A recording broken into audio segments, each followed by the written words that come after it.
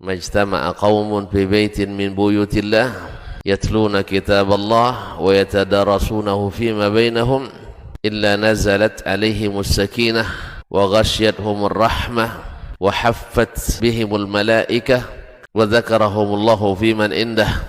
Tidaklah suatu kaum duduk di salah satu rumah Allah membaca ayat-ayat Allah dan sama-sama mempelajarinya kecuali turun kepada mereka as-sakinah, ketentraman dan kenyamanan, wa ghasyiyatuhumur rahmah, dan mereka diliputi pula oleh rahmat, kasih sayang dari Allah Subhanahu wa taala, wa haffat bihimul malaikah, dan mereka pun dikelilingi oleh para malaikat karena malaikat suka majlis-majlis zikir dan ilmu. Wa dzakarahumullahu fiman indah, dan Allah akan banggakan sebut-sebut mereka di kalangan malaikat-malaikat yang ada di sisinya, di masyarakat atas.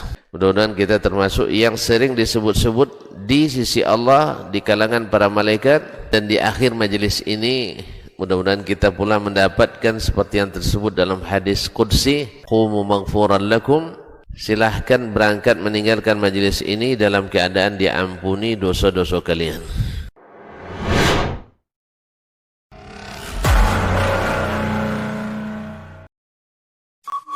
Dr. Dasman Yahya Ma'ali LCMA Hafizahullah, Dr. Helmi Basri LCMA Hafizahullah, Dr. Hidayatullah Ismail LCMA Hafizahullah.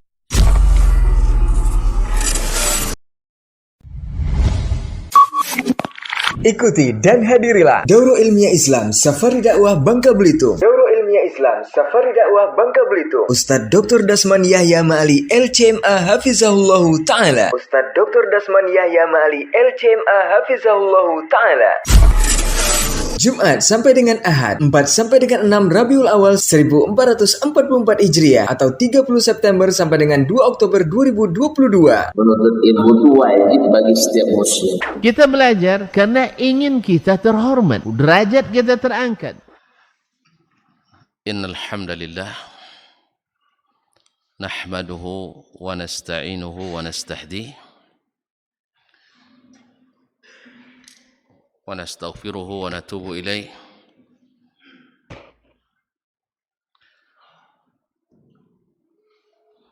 Wa na'udzu billahi min syururi anfusina wa sayyiati a'malina.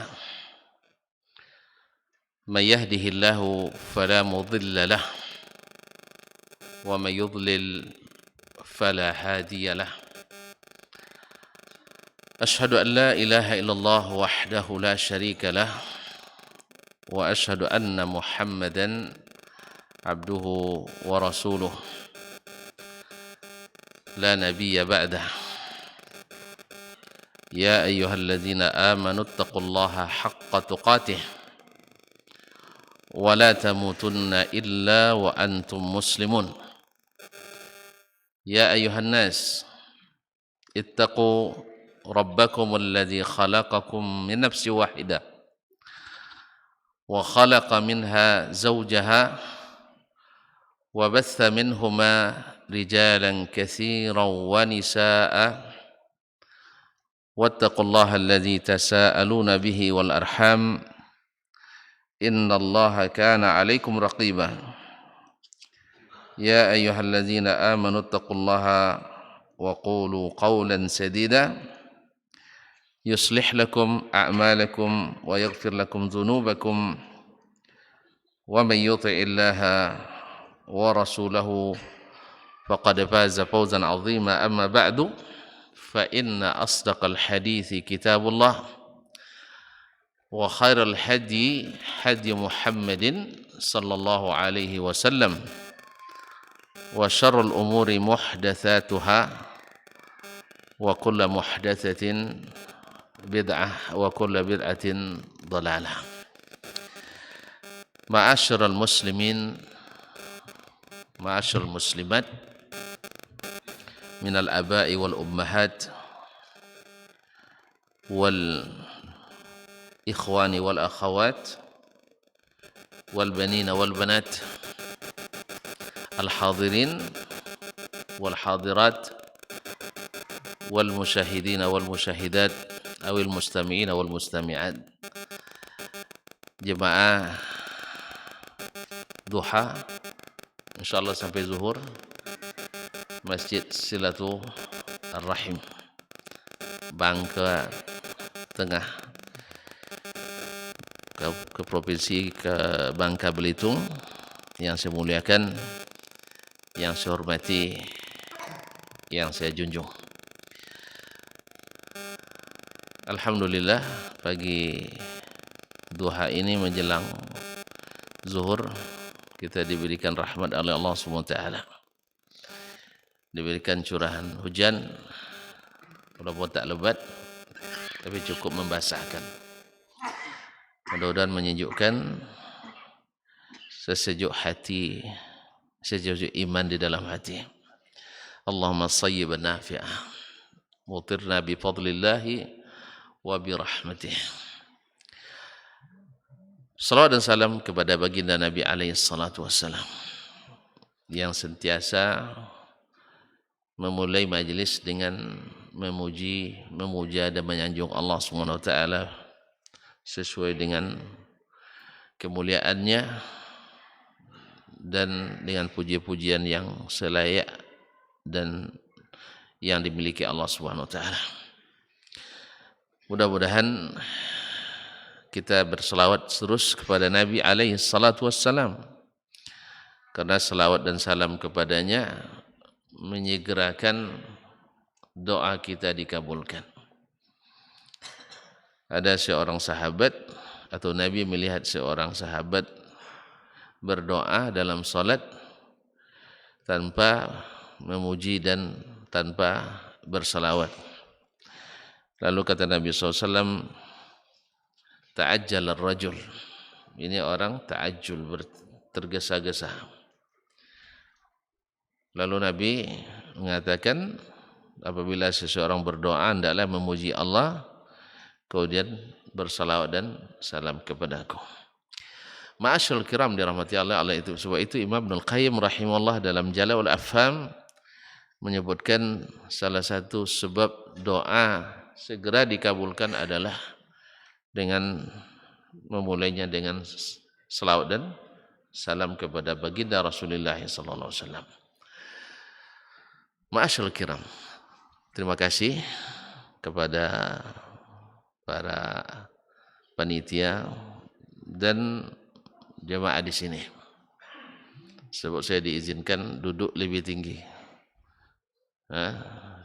Mudah-mudahan tidak ada paksaan dalam hati. Nah, atau kalau tak rela saya turun ke bawahnya. Pokoknya seperti guru kami dulu bilang, kalau kamu sabar duduk di situ lama, nanti akan duduk di sini katanya. Ya tentu harus lama dulu sampai saya pergi baru duduk di sini. Kaum muslimin dan muslimat dirahmati Allah. Ini bukan karena lebih tinggi, tidak, tapi supaya lebih nampak, supaya nampak dari yang depan sampai ke belakang. Selanjutnya saya mohon izin kepada para ketua di tempat sini, para ulamanya, para ustadz, ustazahnya, pada kiai, nyai, dan para da'i dan da'iyah, dan tak lupa pula para pemangku adat, orang tua, nenek mama yang hadir ataupun yang melihat atau yang mendengarkan. Saya mohon izin sebentar saja, tidak lama. Nah, suaranya kurang keras karena mic-nya kurang satu. Oh, kurang dekat, didekatkan. Oh, kalau dekat tak biasa dah. Baik, apa boleh buat? Dah jelas. Sudah. Kalau dah jelas selesailah. Oh, suaranya. Baik, kaum muslimin dan muslimat rahmati Allah. Ada permintaan, saya juga minta.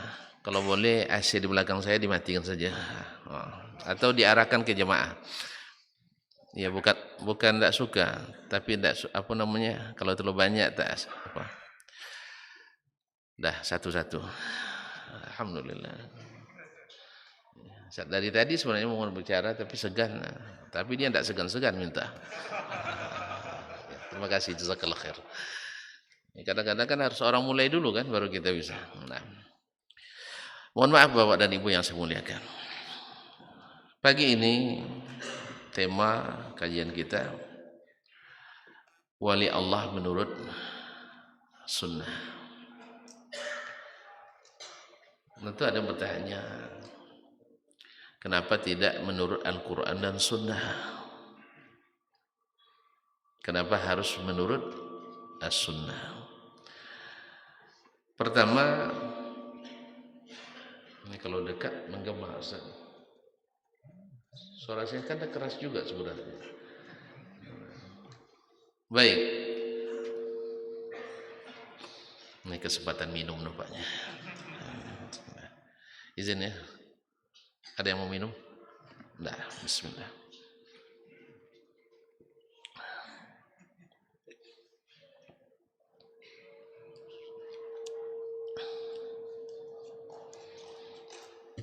Baik, alhamdulillah.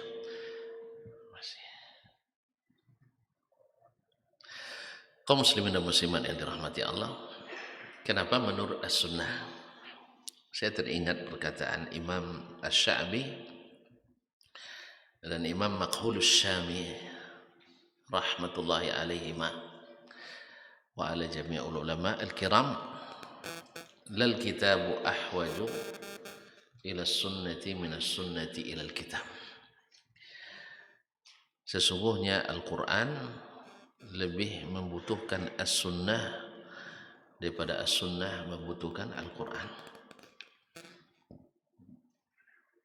Apa maknanya?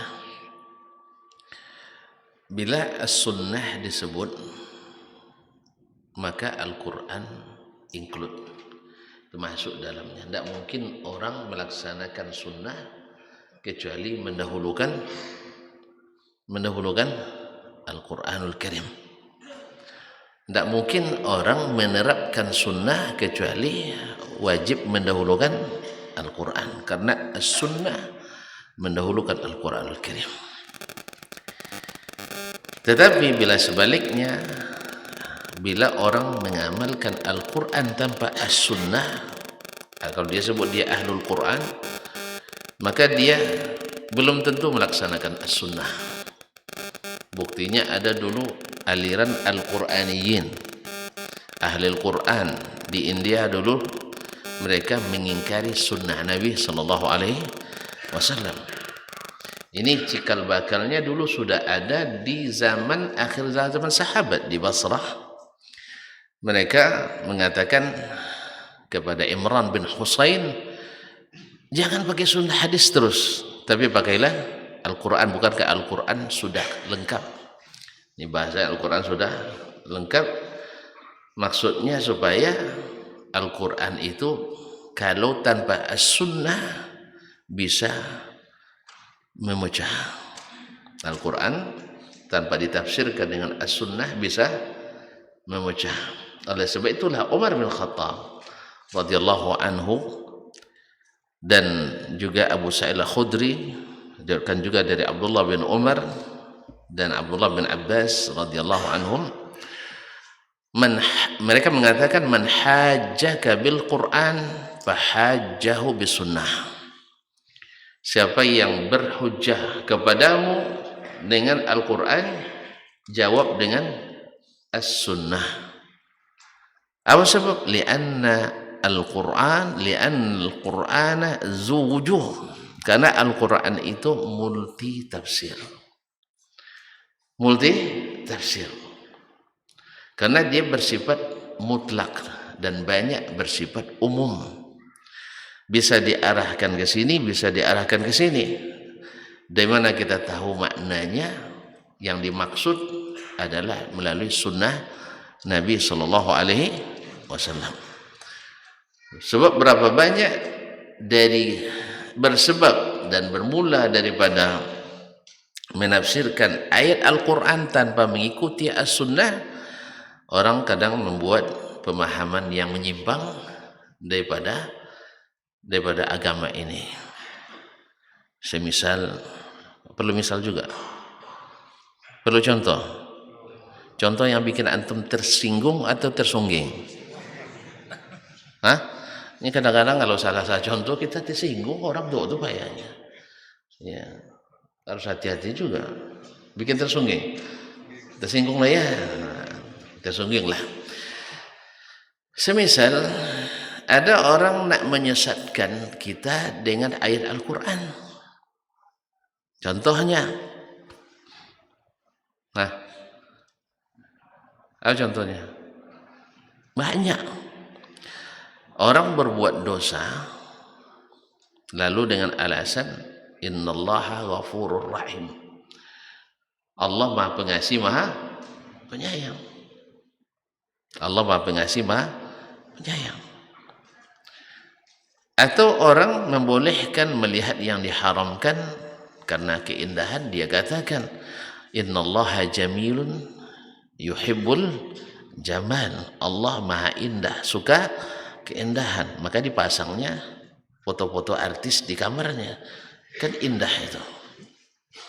Itu apa? Untuk tadabbur ayat, tadabbur alam. Jadi melihat keindahan ciptaan Allah Taala. Jelas kaum muslimin muslimat. Jadi kadang tafsir sunnah pun kalau tidak digunakan as-sunnah bisa mengelirukan. Kalau mulai bilang bisa menyelarukan, bisa membuat tafsiran-tafsiran yang menyesatkan. Sebagaimana orang juga nak menganggap agama yang pernah diturunkan Allah SWT sama dengan agama Islam, bahwa mereka bisa disatukan, yang dikenal di Arab dengan Al-Baitul Ibrahimi, karena sama-sama keturunan Nabi Ibrahim, Yahudi, Nasrani, Islam bisa disatukan dengan alasan diantaranya ayat Al-Quran juga. Qul ya ahlal kitab ta'alu ila kalimatin sawa'in bainana wa bainakum. Titik, padahal di situ masih koma. Bahkan titik koma itu setelah itu tafsirnya. Lalu berarti mereka titikkan di sini. Katakan, hai ahlul kitab, mari kita sama-sama menegakkan kalimat persamaan di antara kita. Apa persamaan kita? Sama-sama membawa kedamaian, sama-sama menyembah Tuhan yang sama, kan gitu ya, sama-sama toleransi dan seterusnya. Akhirnya apa?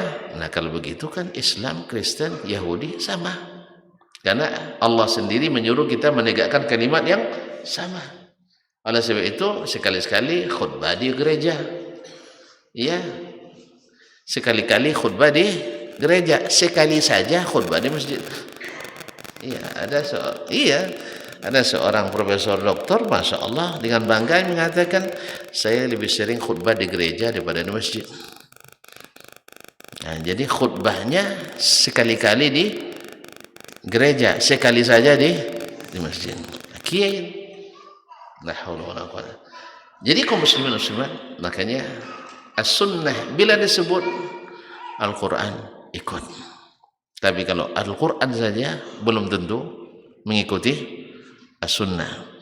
Itu sebabnya kenapa golongan yang selamat dari sekian golongan yang tidak selamat, berapa golongan yang selamat? Satu. Ya Allah, antum picik sekali ya. Orang nak menyelamatkan semua, antum bilang nak menyelamatkan satu saja. Weh, jangan jadi presiden antum.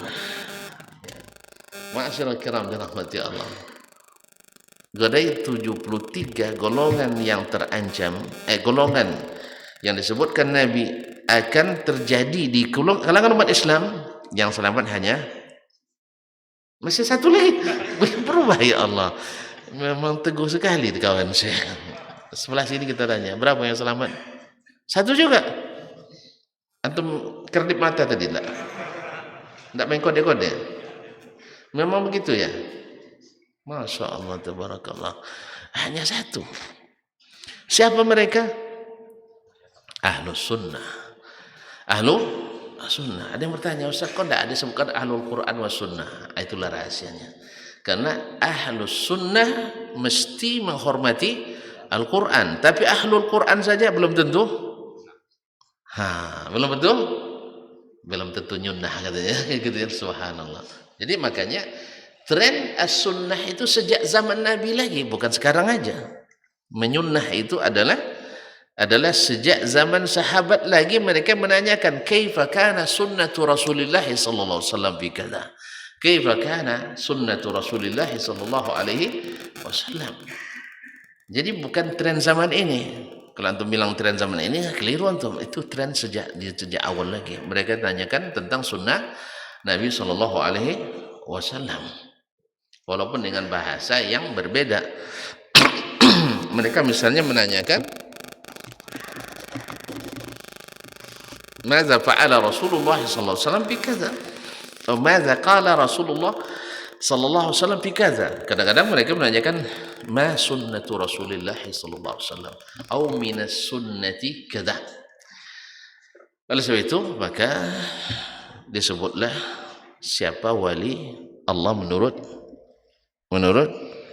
as-sunnah. Ma'asyiral kiram, kita tidak panjang-panjang, hanya sampai selesai. Ya, serius, santai sampai selesai. Nah, 4S kata orang. Masih jam 10.20, masih lama sih, masih lama. Tidak terasa tiba-tiba ada zuhur aja nanti. Asal antum tidak ngangguk-ngangguk cepat, ya, asal masih tegak apa namanya lehernya. Tapi kalau sudah terkulai ngangguk nanti, ya saya paham lah. Jadi antum kasih isyarat aja. Nah, kasih isyarat. Apalagi kalau sudah ada berdesis suaranya, berarti kan sudah ini. Tapi kalau begini tidak ada ngantuk, saya nampak. Saya boleh ngantuk nampaknya. Kaum muslimin, ma'asyiral kiram dirahmati Allah. Allah SWT berfirman dalam Al-Quranul Karim, "Ala inna awliya Allah la khawfun alaihim wa la yahzanun." Ingat, sesungguhnya awliya Allah itu, awliya jamak daripada wali. Sesungguhnya para wali Allah itu la khaufun alaihim, tak perlu takut dan tidak perlu bersedih, tak perlu khawatir. Ya, kalau sampai di sini ayatnya, padahal masih titik koma kan. Tapi kalau sudah disebut titik, nanti bisa saja ditafsirkan orang wali Allah itu tidak perlu takut lagi masuk neraka, sebab dijamin masuk surga. Sehingga tidak sedikit orang yang diwalikan karena dijamin masuk surga, lalu dikeramatkan, lalu dijadikan sebagai tempat-tempat yang dibesarkan. Sehingga ada kalau katakan kalau wali itu diterima amalnya sehingga dia banyak karamahnya. Padahal masih ada sambungan ayat. Siapa wali itu? Yang kedua, kalau itu tadi saja, wali itu jadi eksklusif, dengan arti peluang untuk menjadi wali harus ada pendaftaran khusus. Jelas? Kalau nak jadi wali harus naik peringkat-peringkat khusus yang dibuat-buat orang. Kalau masih pemula belum, tapi harus jadi khawas. Setelah itu jadi khawasul khawas. Ada peringkat-peringkat tertentu. Padahal wali itu sederhana kalau kita mau istiqamah. Allah sendiri menafsirkan siapa? Ala inna awliya Allah la khawfun alaihim wa lahum yahzanun.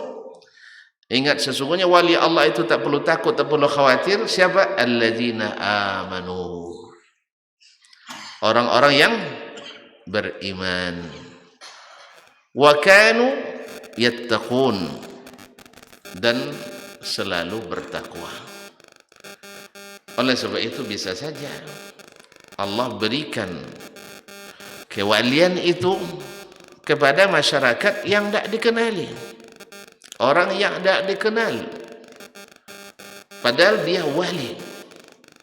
Seperti kata Nabi sallallahu alaihi wasallam, kam min rajulin ash'atha aghbar la yu'bahu bihi yuraddu 'ala al-abwab iza aqsama 'ala Allahi la abarrahu. Berapa banyak orang, seorang laki-laki yang tampilannya kusut masai dan berdebu, kalau bertamu tidak diterima orang, tapi bila bersumpah kepada Allah, Allah kabulkan permintaannya. Bila dia bersumpah kepada Allah, Allah kabulkan permintaannya. Dia tidak dikenali. Subhanallah. Jadi seorang wali Allah itu bukanlah yang memproklamirkan diri sebagai wali, ya, bukanlah yang harus mempelajari kejadian-kejadian aneh, tidak. Tapi lebih banyak mereka adalah tidak suka dikenali, tidak suka dikenali.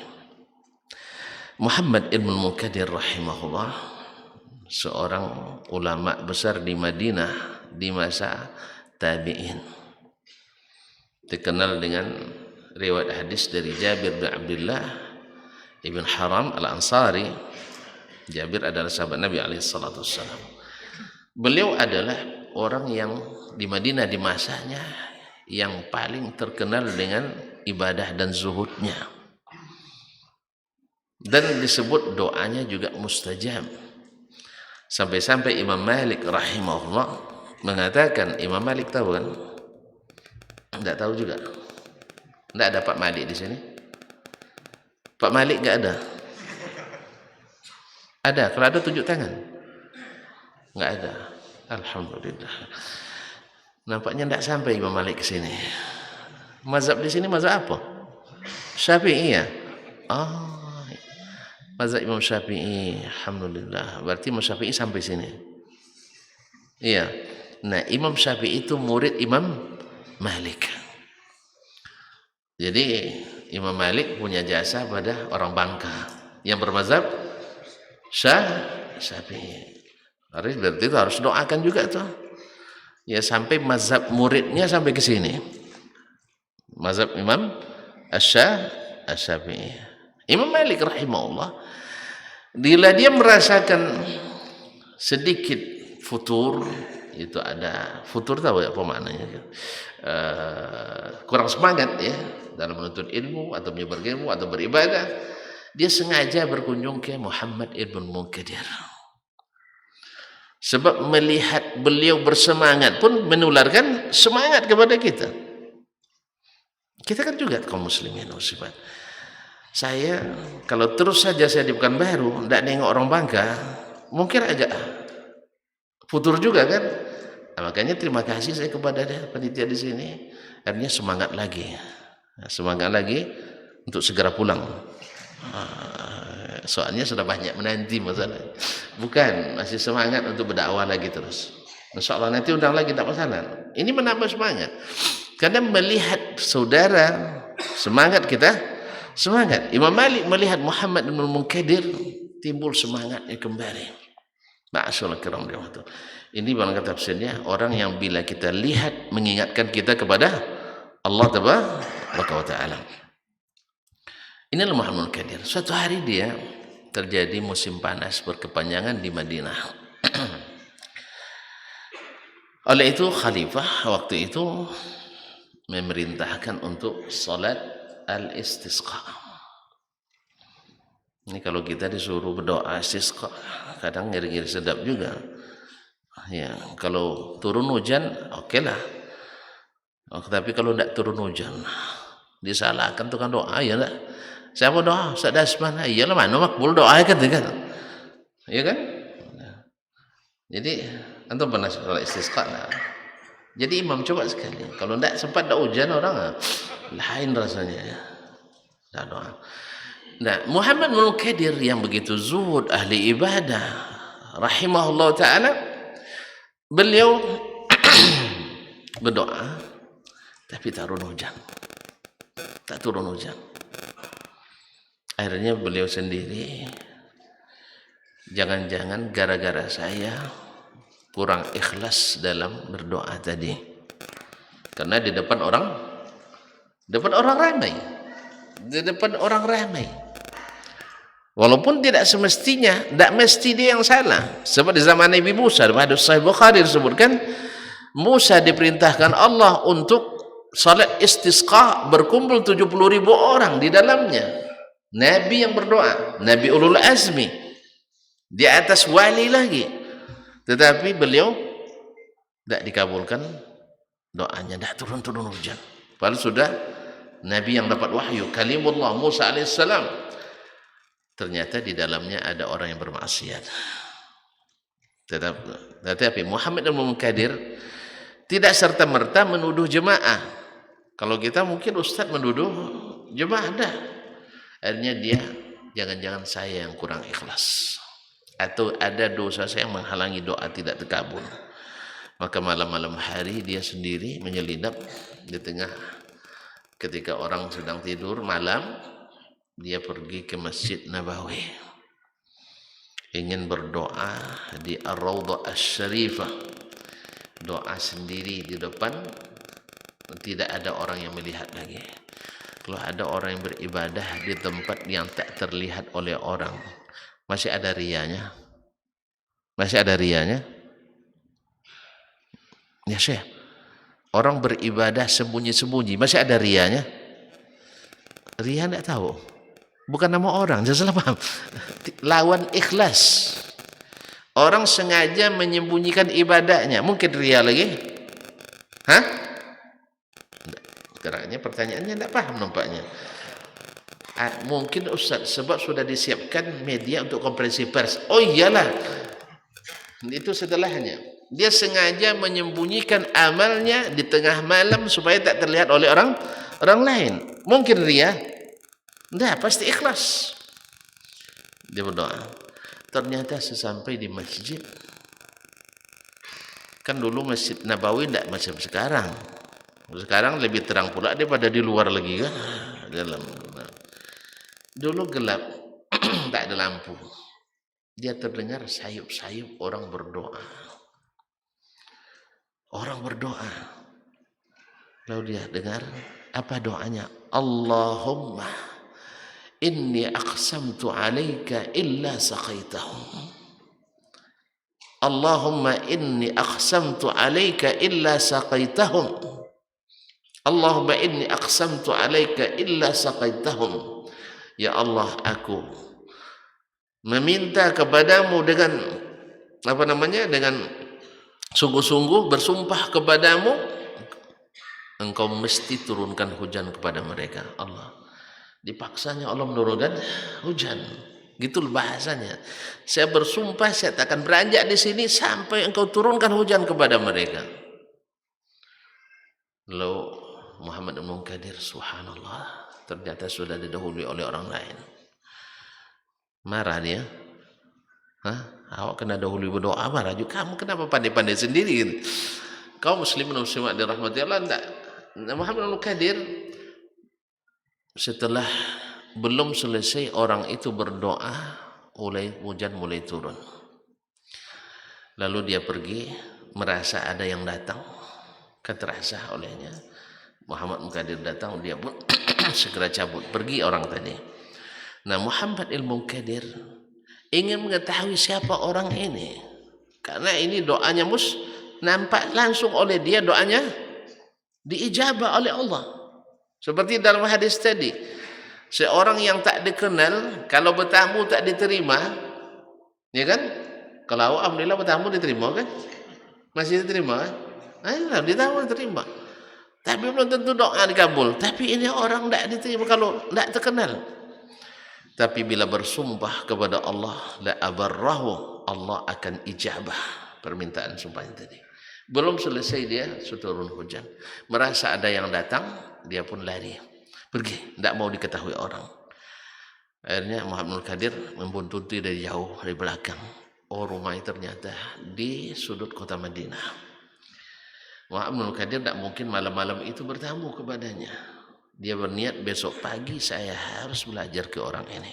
Allah, ulama besar mau belajar kepada orang yang tidak dikenal. Besok pagi-pagi dia datang ke situ, lalu dia kedor pintu, Assalamualaikum. Ternyata dia dengar ada orang yang terseduh-sedan di dalam rumah, menangis. Kenapa dia menangis? Sang tuan tadi yang berdoa malam tadi, karena merasa sudah terdeteksi dan diketahui namanya atau tempatnya, akhirnya dia pindah dan pergi ke alamat yang tidak disebutkan. Allah. Akhirnya orang rumah itu marah sama Imam Muhammad Ibnul Munkadir. Gara-gara kamu, tuan kami pergi melarikan diri dari rumah ini. Begitulah orang wali yang menyembunyikan amalnya. Disebutkan pula di antara sahabat seperti As'ad bin Surarah radhiyallahu anhu al-Ansari yang ikut dalam Bai'atul Aqabah pertama dan kedua dengan Nabi sallallahu alaihi wasallam. Dalam satu peperangan orang minta kepadanya, ya As'ad, udu Allah, tolong berdoa kepada Allah supaya la yuriyannallaha aktafahum, supaya kami hanya melihat pundak-pundak musuh-musuh itu. Apa artinya? Kalau yang terlihat pundaknya saja?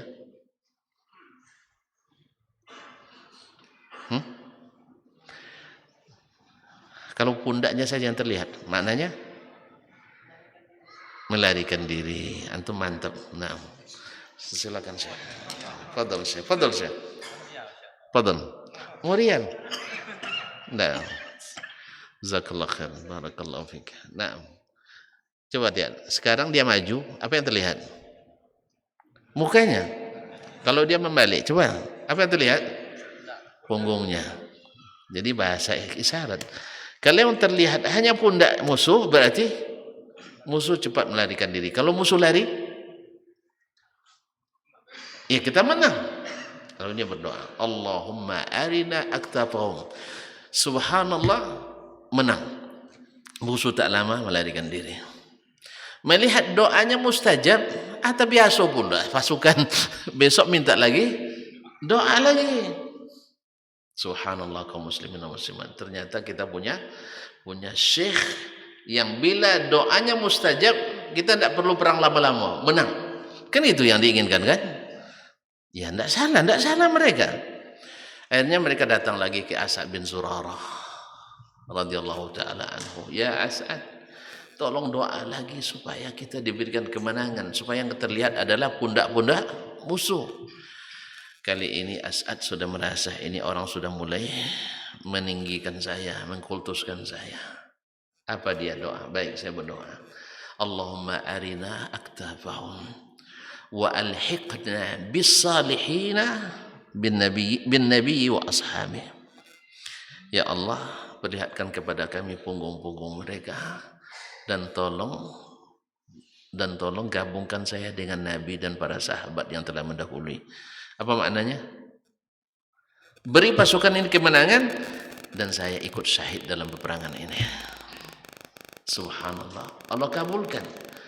Kaum muslimin menang, tapi dia mati syahid. Tidak ingin dikenal terlalu lama.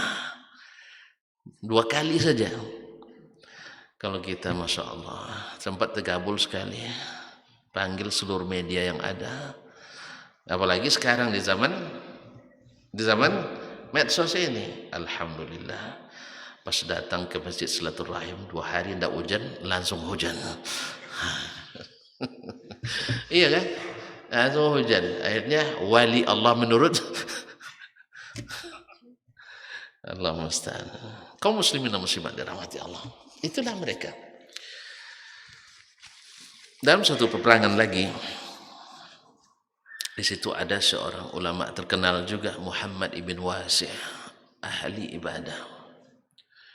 Allahu Akbar. Kaum muslimin, Muhammad ibn Wasi' adalah salah satu juga periwayat hadis dan ulama. Ketika pasukan berbaris, pasukan sudah keluar dari kemah, berbaris di lapangan di bawah pimpinan panglimanya, tidak terlihat Muhammad ibn Wasi', karena dia terlihat kalau tidak hadir kan, nampak. Aina Muhammad ibn Wasi'? Di mana Muhammad ibn Wasi'? Lalu dijawab oleh orang yang melihatnya, innahul an fil khaymah yushiru atau yadu Allah, dia sedang berada di kemah, sedang berdoa kepada Allah Subhanahu wa taala. Berdoanya sendiri. Berdoanya ketika orang sudah pergi. Dia berdoa, subhanallah, apa kata sang panglima? Wallahi la asmu'un min Muhammad ibn Wasi' ahabbu ilayya min alfi faris. Demi Allah, sesungguhnya telunjuk Muhammad ibn Wasi', dia berdoa menunjuk ke langit kepada Allah Subhanahu wa taala yang maha tinggi, lebih saya andalkan daripada 1000 pasukan berkuda. Pada saat itu kan pasukan berkuda kan termasuk pasukan elitnya. Pasukan elitnya waktu itu. Subhanallah. Mereka tahu bahwa kekuatan doa seorang yang saleh itu sangat besar untuk suatu kemenangan. Tapi mereka yang saleh-saleh itu sentiasa bukan memamerkan, tapi justru ingin tidak diketahui oleh orang lain. Nah, kembali ke kaji kita, kaum muslimin dan muslimat. Siapa wali Allah itu? Allazina amanu wa kanu yattaqun. Orang yang beriman dan senantiasa bertakwa. Apa definisi beriman dan bertakwa itu, kaum muslimin? Sebab kalimat ini diulang-ulang orang, bahkan disebutkan di pasal-pasal awal undang-undang, ya kan? Misalnya pendidikan, sistem pendidikan nasional menjadikan anak didik yang beriman dan bertakwa, tapi implementasinya belum tentu beriman dan bertakwa. Ma'asyal kiram, bagaimana iman dan bertakwa itu? Allah menafsirkan sendiri di dalam hadis qudsi yang diriwayatkan oleh Nabi sallallahu alaihi wasallam. Apa kata Allah Subhanahu wa taala? Diriwayatkan oleh Nabi kita alaihi salatu wassalam, man adzali waliyan faqad adzantuhu bil harb. Man adzali waliyan faqad adzantuhu bil harb. Siapa yang menyakiti seorang wali di antara wali-waliku, maka aku umumkan perang dengannya. Allahu Akbar. Ada yang berani perang lawan Allah? Siapa yang perang lawan Allah takkan menang. Sebagaimana Allah katakan, siapa yang tidak mau meninggalkan riba, Allah perangi, ya kan? Berperang dengan Allah dan Rasulnya. Maka selama riba menjadi fondasi ekonomi, ekonomi kita takkan pernah tidak akan pernah maju. Betul? Makanya utang bertambah utang, bunga berbunga utang, bunganya busuk. Bayangkan. Jadi kaum muslimin dan muslimat dirahmati Allah, maka bersegeralah meninggalkan perang dengan Allah Subhanahu wa taala. Bersegeralah meninggalkan perang dengan Allah. Jangan sakiti para wali-wali Allah. Jangan sakiti para wali Allah. Siapa mereka? Allah katakan, ma taqarraba ilayya abdi bi syai'in ahabba ilayya mimma aftaradtuhu alaihi. Tidaklah seorang hambaku mendekatkan diri kepadaku dengan sesuatu amalan yang lebih aku cintai daripada yang aku wajibkan kepadanya. Oh, ternyata orang beriman itu adalah meyakini perintah Allah dan Rasulnya Sallallahu Alaihi Wasallam dan mengikutinya. Kalau perintahnya kerjakan, kerjakan. Kalau perintahnya tinggalkan, tinggalkan. Oh, ini rupanya wali itu. Wali itu adalah yang mengerjakan perintah Allah dengan penuh iman. Karena ada orang mengerjakan perintah karena terpaksa, riya. Ini lebih bahaya. Yang lebih bahaya daripadanya adalah terpaksa Islam seperti kaum munafiqin. Ya, karena dia tinggal di tengah-tengah kaum muslimin sehingga bernama Pak Muslimin. Padahal hatinya adalah bersama kaum kafirin. Tidak boleh bilang kafir ya. Karena dia bilang tidak boleh bilang kafir, Ustaz. Allah sendiri yang larang katanya. Di mana suratnya? Surat Al-Kafirun. Ada yang bilang tidak boleh berdakwa kafir. Apa bunyi? Lakum dinukum waliyadin katanya. Allah saja boleh memilih agama saja, yang mana aja. Lakum dinukum waliyadin. Lalu kita tanya, di surat apa itu Pak? Di surat Al-Kafirun. Allah bilang mereka orang kafir. Dia bilang tidak boleh menyebut orang kafir. Itulah. Karena tidak berilmu tetapi ikut hawa nafsu. Kaum muslimin, jadi orang yang wali itu adalah yang mengerjakan perintah dengan penuh iman. Oleh sebab itu kalau puasa apa kata Allah, kata Nabi SAW?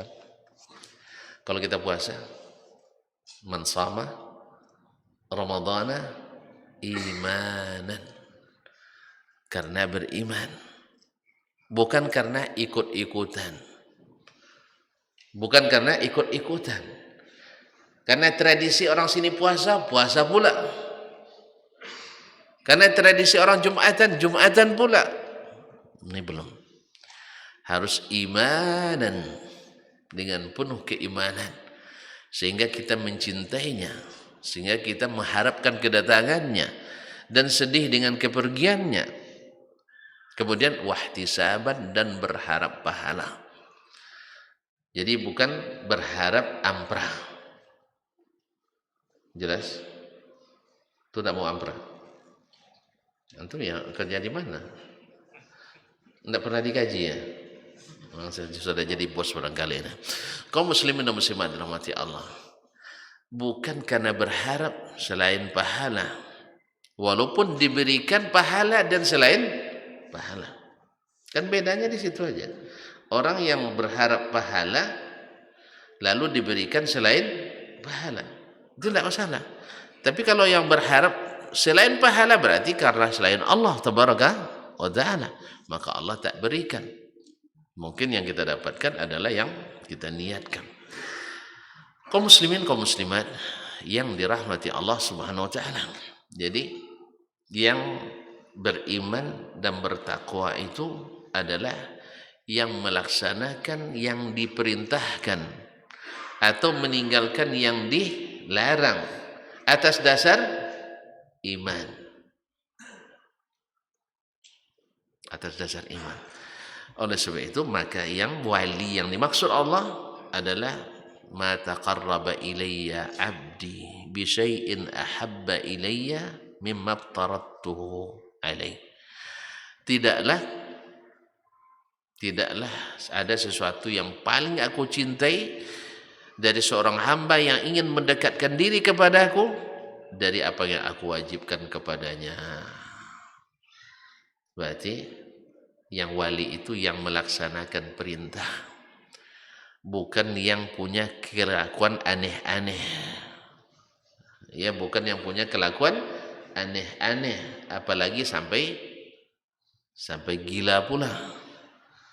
Ya. Jadi kalau wali tidak boleh sampai gila. Kalau udah gila mana ada.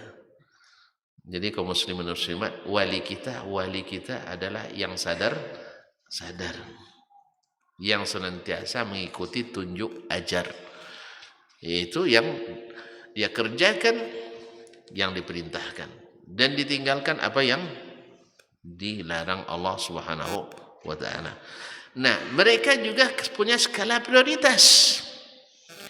Bahwa yang wajib mesti disegerakan daripada yang sunat, karena Allah lebih mencintai yang wajib daripada yang sunat. Ada sebagian orang karena mengejar martabat kewalian sibuk dengan berzikir tapi tidak mau hadir sholat berjamaah. Ada macam tidak pernah nengok antum banyak. Nah, dulu saya masih masa di Jakarta, tinggal di sebuah tempat masjid dengan tempat tinggal kami satu dinding. Ada sekelompok orang, masya Allah, sampai tidak tidur malam baca salawat. Nah, pasti kan ada tujuannya supaya jadi orang hebat. Mungkin bisa bertemu Nabi langsung, ya. Bertemu Nabi langsung itu. Cuman subhanallah, kapan datangnya ke masjid? Selesai orang berjamaah mereka datang. Ada pula ustadz yang bawa. Tentu ada ustadznya. Setelah itu menjelang subuh, setengah jam menjelang subuh, mereka bubar. Di sholat isya tidak nampak, di sholat subuh terlelap. Soal sholat tidak sholat saya tidak tahu, itu urusan mereka. Yang jelas di masjid sholat isya nggak ada, sholat subuh juga nggak ketemu. Ini dicintai Allah atau dimurkai Allah? Ustaz, gara-gara mengerjakan yang sunat, andainya sunat nih, andainya sunat, kan sholat kan sunat cuma kan, lalu meninggalkan yang wajib, yaitu apa? Salat berjamaah di masjid. Makanya berkata sebagian ulama as-salaf mengatakan man syaghalahu al-fara'id anil nawafil fahuwa ma'zur. Wa man syaghalahu an-nawafilu anil fara'id fahuwa maghrur. Apa terjemah Ustaz? Antum ngangguk nampaknya. Man syaghalahul faraidu 'anil wa nawafili fahuwa ma'zur. Wa man syaghalahun nawafil 'anil faraidi fahuwa maghrur. Siapa yang disibukkan oleh yang wajib lalu tertinggal sunat, ini ada uzurnya. Walaupun tidak boleh tinggalkan sunat juga sebenarnya. Ya, rugi. Tapi uzurnya ada. Apa sebab? Maaf Pak, saya tidak bisa bikin yang sunat. Apa sebab? Saya wajib. Misalnya, ada buka infak di sini, infak sunat. Misalnya sunatan masal. Ya kan? Lalu mohon maaf Pak, saya tidak bisa. Sebab apa? Saya nak nikah. Nikah wajib apa sunat? Bagi yang sudah menikah pasti bilang sunat. Bagi yang belum wajib dong. Ya. Maka dia mohon maaf saya tidak bisa sekarang. Itu ada uzurnya, ya kan? Ada uzurnya. Atau orang misalnya tidak sempat sholat sunat subuh karena tadi cepat qomatnya. Lalu dia kan kalau sudah sholat wajib tidak boleh lagi sholat sunat. Akhirnya dia dahulukan yang wajib, tinggal yang sunat. Namanya ma'zurun. Ada uzur syar'inya. Jelas? Tidak bayar zakat. Sebab apa? Tidak sampai nisab. Tidak sampai nisab. Tanpa wajib, tidak wajib dia. Nah, jadi kaum muslimin dan muslimat ada uzurnya. Jelas? Ada uzurnya. Tapi siapa yang disibukkan oleh yang sunat sampai meninggalkan yang wajib, maka orang ini maghrur. Ini orang tertipu. Banyak juga kita lihat orang, masya Allah, pas zikir jama'i rame-rame misalnya, sebutlah misalnya silaturahim berzikir dari waktu duha sampai jam 11. Pas zuhurnya pulang semua. Pas zuhur pulang. Apa yang terjadi? Dah zikir tadi, rezeki dah terjamin banyak. Sebab yang siapa sholat duha murah, siapa yang sholat duha murah rezeki katanya. Tidak tahu dia bahwa salat zuhur lebih mana yang lebih memurahkan rezeki, salat zuhur atau salat duha? Salat zuhur. Karena Allah lebih suka antum salat zuhur, ya, walaupun tinggal duha, tapi tidak nyuruh ninggalkan duha, jangan salah paham. Nah, nanti ada sambungan hadisnya lagi. Andainya karena duha kita tinggalkan salat zuhur, tidak usah duha. Ada orang yang tidur setelah maghrib, cepat tidur, nak salat tahajud katanya. Nak salat tahajud, isya nak bangun. Kalau gitu tidak usah tahajud dulu, selesaikan yang wajib dulu. Sama kita juga di sekolah misalnya, Pak, saya nak bayar sumbangan apa nih, ada anak yatim yang perlu dibantu. Pak, SPP anak bapak sudah 8 bulan tidak bayar katanya. Ini aja lah dulu, bisa? Dia SPP anaknya 8 bulan, enggak. Habis itu dia nak bantu anak yatim pula, karena ibu anak yatim itu janda pula. Ya, ibu anak yatim kan janda kan? Tidak paham. Nah, kepala sekolah apa bilang? Bapak tidak usah nyumbang dulu, selesaikan SPP kan wajib. Nyumbang ini ya sunat.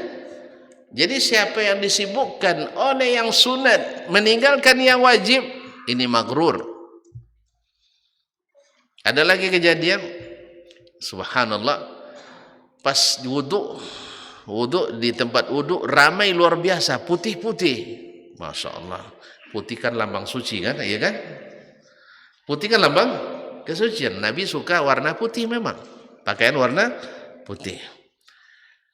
Pas lah salat maghrib, masuk masjid, enggak ada orang. Yang cerita bilang, yang saya lihat tadi manusia apa jin katanya. Dikiranya jin, ramai sekali, ramai. Tapi pas masjid, kan tidak banyak orang yang salat jemaah. Kemana orang tadi wudu? Wudunya di masjid.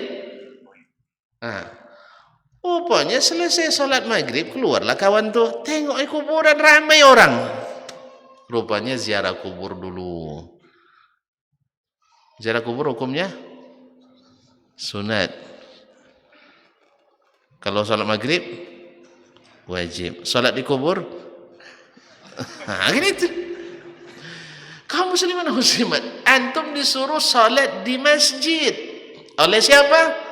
Allah, Rasulullah sallallahu alaihi wasallam.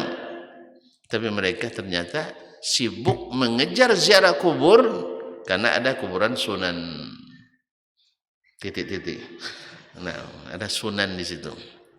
Akhirnya mereka rupanya lebih khawatir meninggalkan ziarah ke kuburan keramat daripada salat maghrib berjamaah, walaupun wudunya di masjid. Coba bayangkan. Ini orang seperti ini, apa namanya tadi katanya? Tertipu, maghrur. Ya, mengejar yang kecil, meninggalkan yang besar. Jelas ya? Dia nampak rusa 5 ekor, nampak marmut 1 ekor. Kejar marmut, tahu marmut? Enggak ya, kancil. Enggak jago tahu. Kelinci. Nah, kelinci dah tahu kelinci dah. Mana yang lebih besar, rusa pada kelinci?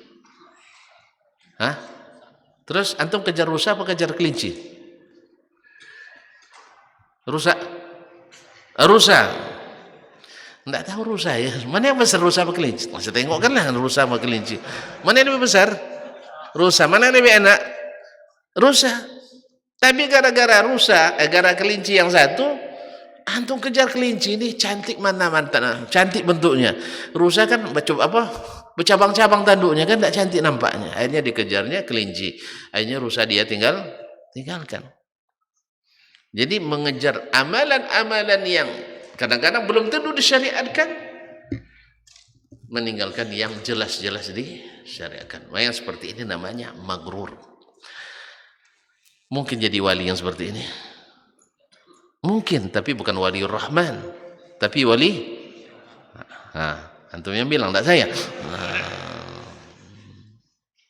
Makanya Imam Syekhul Islam Ibnu Taimiyah rahimahullah menulis kitab dengan judul Al-Furqan Baina Auliya'ir Rahman wa Auliya'is Syaitan. Pembeda antara Waliyur Rahman, wali Allah yang Maha Pengasih, dan walinya syaitan. Dan walinya syaitan. Adapun waliur Rahman, ini yang kita sebutkan sifatnya tadi.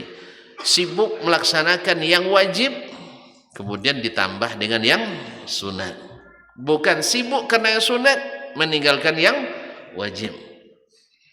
Kan banyak, karena mengejar amalan-amalan yang diada-adakan, bukan yang Allah wajibkan dan syariatkan, meninggalkan yang disyariatkan bahkan diwajibkan. Seperti yang katakan tadi, orang berwuduk ramai-ramai, rupanya bukan untuk solat, tapi untuk salawat. Ustaz, padahal waktu solat maghrib katanya pendek. Untuk solat maghrib katanya pendek. Jadi kaum muslimin dan muslimat dirahmati Allah, ini maghrur. Tadi katakan duha rajin berjamaahnya. Kenapa? Ramai, tandanya rajin. Tapi pas zuhur hilang. Kadang-kadang menjelang zuhur tinggal 1/4 jam lagi pada pulang. Andainya zuhur lebih banyak, duha sedikit, kita gembira. Tapi duha lebih banyak, zuhur kosong, kita wajib sedih. Apa sebab? Ini orang-orang maghrurun, seperti kata ulama tabi'in tadi, maghrur, tertipu. Jelas ya? Ibarat tahu menjualan bengalih, tahu? Jualan pedagang, tahu kan? Kalau di Masjid Silaturahim untungnya omsetnya per hari 2.500.000. Tempatnya lapang, ya kan? Lalu diantum di tempat yang lain misalnya omsetnya 250.000, tempatnya sempit. Lalu disuruh pindah, Anda lebih enak di sini. Gitu. Antum tertipu atau tidak? Tertipu. Di sana 2.500.000 laku, sekarang di sini 250. Apa sebab? Di sini bagaimana ya? Di sini teduh tempatnya, di sana panas misalnya. Allah musta'an. Maghrur. Mana yang lebih banyak pahala, yang wajib atau pahala yang sunat? Yang wajib ya. Allah musta'an. Andainya ada orang kerja di kantor, ya ada lembur, ada waktu aktif. Pak, saya di waktu aktif tidak hadir, lembur aja lah. Mana yang lebih banyak gajinya? Gaji lembur atau gaji asli? Serius nih? Tidak tahu ya, baca SBU tuh, standar biasa biaya umum oleh Menteri Keuangan tuh. Kalau lembur staf-staf biasa sejam 6.000 cuma. Kalau gaji berapa? Kalau gaji 3 juta berarti 100.000 sehari. Gara-gara ngejar 6.000 antum tinggalkan 100.000. Gimana ini orang? Maghrur, tertipu. Pas nanti laporan, kan ada setiap tahun laporan pegawai kan, antum tidak pernah masuk.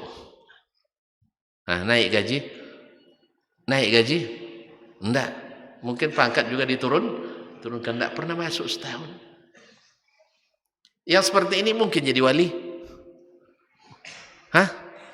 Mungkin dipromosikan jadi wali? Yang wajib ditinggalkan, yang sunat dikejar? Mungkin? Enggak. Sebab yang pertama ditanya itu yang wajib. Nah, bukan pula berarti yang wajib saja enggak. Sebab yang wajib bila dilaksanakan dengan baik dan benar, maka akan datang wa ma taqarraba ilayya abdi. Wa la yazalu abdi yataqarrabu ilayya bin nawafil hatta uhibbah. Seorang hambaku sentiasa melakukan amalan-amalan sunat sampai aku mencintainya. Kenapa dicintai Allah? Balasannya cinta Allah. Sebab orang yang menggabungkan antara yang wajib dengan yang sunat, menambah yang sunat ke yang wajib, itu tidak mungkin dilakukan kecuali cintanya berlebih. Cintanya lebih. Antara yang datang lebih awal dengan yang datang terakhir, mana yang lebih mencintai?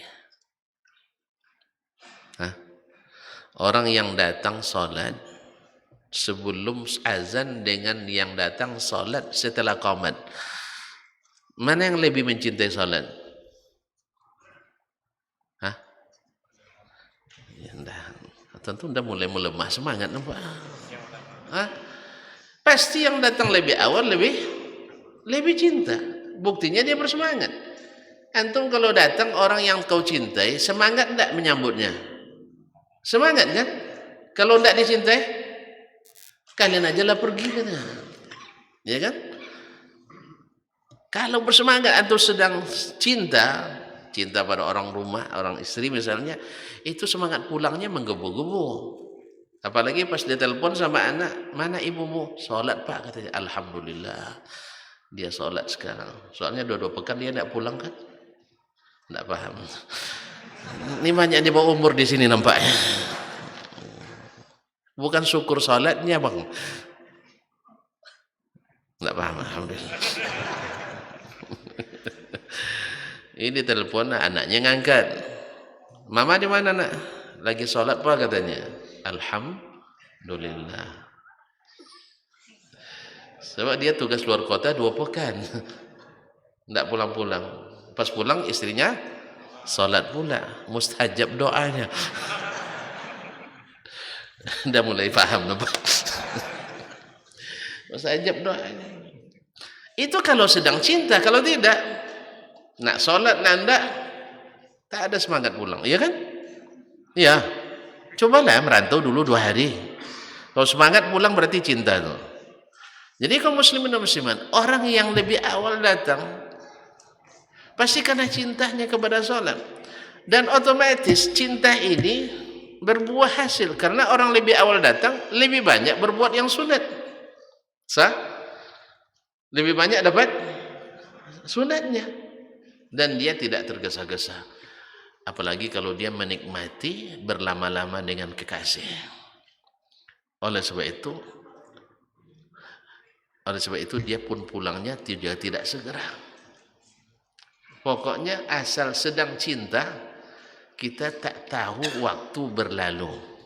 Dunia serasa milik kita, tak terasa waktu berlalu. Tapi kalau sebentar nengok jam, apalagi sebentar nengok muazzin, qamat katanya. Imam belum datang dia suruh qamat. Akhirnya yang jadi imam yang tak patut jadi imam. Ini orang tak mencintai. Kalau tak mencintai tak segera berpisah. Betul kan? Antum kalau datang seorang yang kau tak suka kepadanya, dia berlama-lama dengan antum, senang?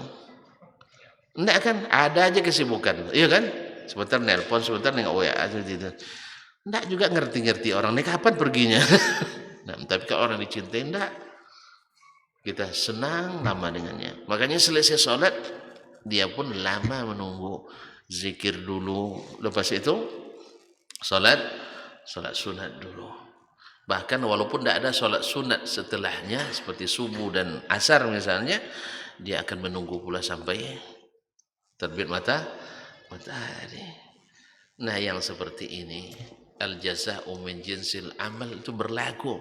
Seperti kau bersikap seperti itu, kau dapat pahalanya, balasannya. Ketika kau mencintai Allah dengan melaksanakan perintahnya, maka Allah mengatakan hatta uhibbah. Setiap hamba yang senantiasa melakukan yang sunat-sunat untuk mendekatkan diri kepada aku, sampai aku mencintainya.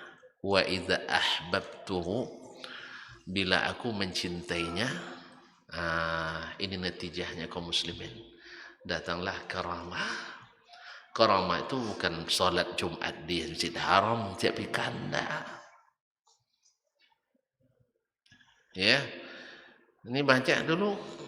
Mana tuh salat Jumatnya di Masjidil Haram? Pergi jam 11, balik jam 1. Dulu pula dia makan siang daripada awak lagi. Rupanya di Makkah orang belum sholat Jumat. Rasanya sekarang kita jam berapa? Jam 11. Ya, di Makkah sekarang jam berapa? Jam 7 pagi. Ini hari apa? Hah? Enggak tahu hari apa hari ini. Sabtu. Udah lupa hari nampaknya sih. Hari ini hari Sabtu. Mereka Sabtu pagi, kita Sabtu siang. Jadi kalau Jumatnya jam 12 nanti, di sana baru jam 8. Kita selesai jam 1, di sana baru jam 9. Di sana baru sarapan pagi. Karena orang Arab sarapannya lambat. Makan siangnya lambat. Jelas? Makan malam pun lambat. Ya kalau sempat diundang sama orang Arab walimah, harus makan dulu dari rumah. Ya saya coba sekali dulu awal pertama diundang. Awal karena undangan orang Arab kabarnya satu nampan itu 5 orang setengah kambing kan? Ya betul. Cuman turunnya kapan itu? Sehingga lepas asar tidak makan apa-apa, lepas isya juga tidak, berharap makan besar lepas isya itu. Apa gila? Dengan seorang kawan juga masih orang asing juga. Dia juga pertama juga ikut walimah orang Arab. Sampai sana, mana makan nih katanya? Tidak ada makanan, ada teh saja. Teh pun kecil lah pakai gelasnya, gelas orang kecil-kecil kan. Nah, tengok korma yang ada, makan korma. Tidak juga kok, korma satu karton habis, tidak juga kenyang kan? Karena bukan makanan pokok kita. Akhirnya terpaksa lah, udah mulai naik asam lambung. Mulai pikir, tidak ada makan ini. Nak pergi keluar tempatnya jauh, terpisah dari apa? Bukan di jalan umum, di tengah macam di villa memang. Akhirnya nyesal saya. Besok-besoknya kalau diundang makan dulu kenyang-kenyang, karena nanti keluarnya baru jam 11:30 malam. Coba bayangkan dari jam berapa tadi makan siang, ya kan? Siang dari jam 1 tadi sampai 11 berapa jam? Ya kalau teori orang kesehatan 2 kali makan gitu itu, karena 5 jam sudah kosong lagi lambung gitu. Nah, ini puasa 11. Kalau puasa jelas lah, ini tidak puasa. Allah musta'an. Kaum muslimin dan muslimat dirahmati Allah. Jadi sampai Allah berikan mukjizat. Mukjizat ini seperti yang kita sebutkan nanti, insya Allah kalau masih ada waktu, bukan untuk dipamerkan, bukan untuk ditunjuk-tunjukkan, dan tidak bisa diwariskan. Kalau bapaknya kiai keramat misalnya, anaknya tidak langsung jadi gus keramat, tidak mungkin, tidak mesti. Oleh itu kaum muslimin nanti kita sebutkan seperti As'ad bin Zurarah kemarin yang tadi, beliau ketika dilihat doanya mustajab, dia minta segera disembunyikan. Kaum muslimin dan muslimat dirahmati Allah. Apa yang Allah berikan karamah bagi wali yang menunaikan yang wajib, mendahulukan yang wajib, kemudian mengerjakan yang sunat. Inilah iman dan takwa itu. Sebab at-taqwa melaksanakan perintah, meninggalkan larangan.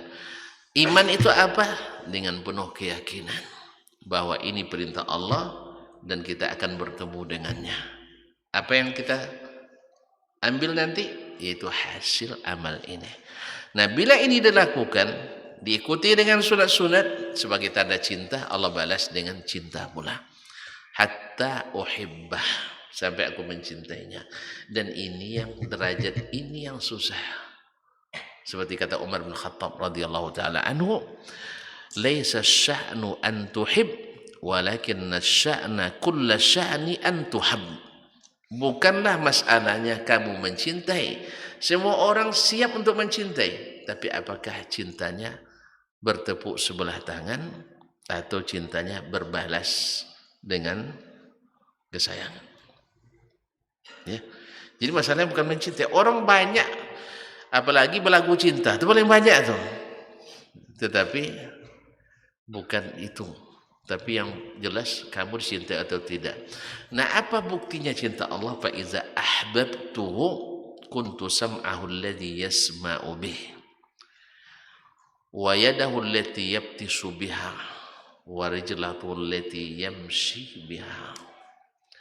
Apabila aku sudah mencintainya, kuntu sam'ahu, aku menjadi pendengarannya yang dengannya dia mendengar, wa basar allati yubsiru bih, dan penglihatannya yang dengannya dia melihat, wa yadahu allati yabtishu biha, dan tangannya yang dengannya dia bekerja, wa rijlahu allati yamshi biha, dan kakinya yang dengan dia berjalan.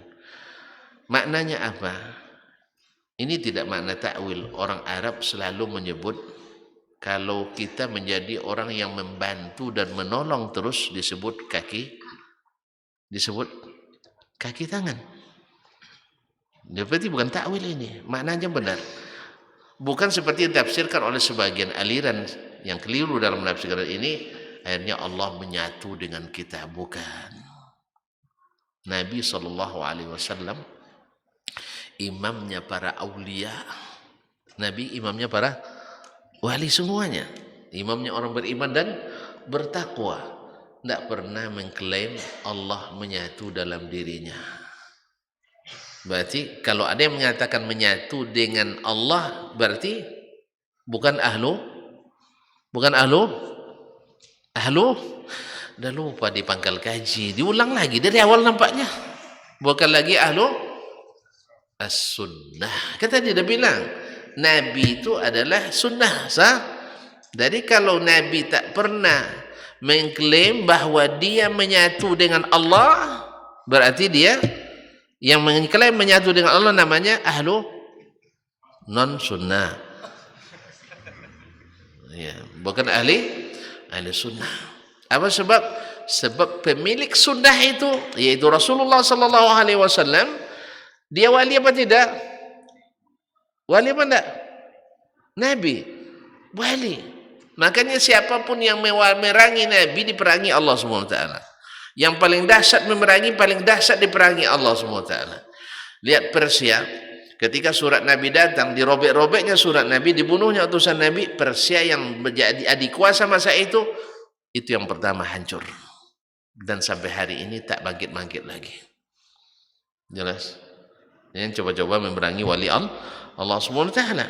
Tapi apakah Nabi yang tadi wali Allah mengatakan Allah menyatu dengannya? Tidak. Berarti hadis ini bukan maksudnya Allah menyatu dengan kita, tetapi Allah memberikan taufik kepada kita, membimbing sehingga matanya tak melihat kecuali yang diridai Allah, dan mata dengannya tak mendengar kecuali yang disukai Allah, kakinya tak melangkah kecuali ke tempat yang diridai Allah, dan tangannya tidak mengambil dan bekerja menyentuh kecuali yang diizinkan Allah. Dengan demikian semakin cinta Allah kepadanya. Saya ulang kembali. Nah, kalau dia setiap ucapannya dari disukai Allah karena diberikan taufik, dibimbing. Kemudian penglihatannya diridai Allah karena dibimbing. Langkahnya disukai Allah karena dibimbing. Terus dan dia ikut itu semuanya, Allah semakin cinta, makin cinta. Makanya apa hasil akhirnya? La in sa'alani la u'tiyanna. Bila dia minta kepadaku pasti aku beri. Itulah makanya doanya tadi mustajab doanya, karena Allah berjanji kalau dia meminta aku beri. Walan in ista'adzani la u'idzannah. Bila dia minta perlindungan kepadaku maka aku berikan perlindungan. Lihat kaum muslimin, wali itu bukan diminta kepadanya, tapi dia meminta kepada Allah. Jelas? Makanya adalah keliru ketika seorang dianggap sebagai wali, orang meminta kepadanya. Berarti bukan wali Allah, tapi wali antum yang bilang wali syaitan. Ya. Andainya dia mengajarkan itu kepada muridnya, dia wali syaitan. Tapi kalau dia sebenarnya tidak pernah mengajarkan itu, seperti para nabi kan tidak pernah mengajar itu, kalian minta kepada saya, ya kan? Tapi mereka setelahnya pengikut-pengikut yang meminta kepada mereka, maka yang meminta ini mengikuti jalan syaitan.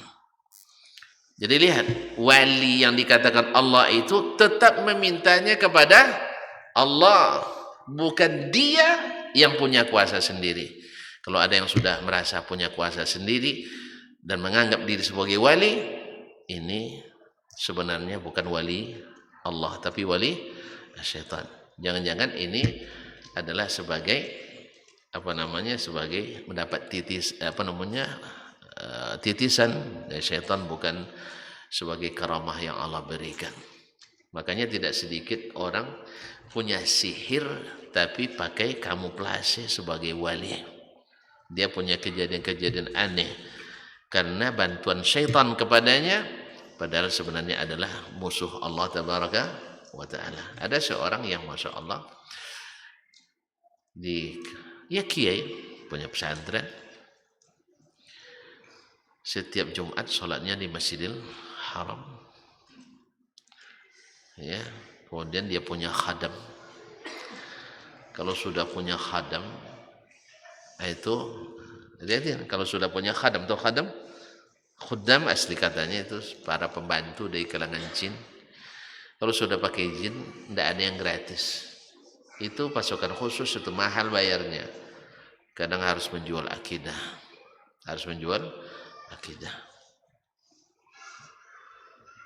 Itu dengan sujud kepadanya. Dan ada pula yang setiap ke WC menjadikan Al-Quran sebagai bantalan tempat injak kakinya. Allahumma musta'an. Orang nggak tahu. Yang jelas dia banyak punya kejadian aneh. Dikira sebagai wali. Akhirnya yang tertipu adalah masyarakat umum. Ya, karena dia punya kedudukan, yaitu dia punya pesantren, sorban tidak pernah tanggal, sarung kemana-mana, tetapi sholat Jumatnya di Masjidil Haram. Akhirnya kaum muslimin yang seperti ini akhirnya menyesatkan, bukan memberi petunjuk. Nah, taib, terserah antum. Pokoknya tamu itu seperti orang mati, nak dihentikan tiba-tiba tidak masalah. Nah, tapi kan sudah sampai ini ya. Sebelum saya tutup, jadi ciri wali Allah itu seperti yang disebutkan oleh Syekhul Islam rahimahullah. Satu, kewalian itu tidak bisa dituntut.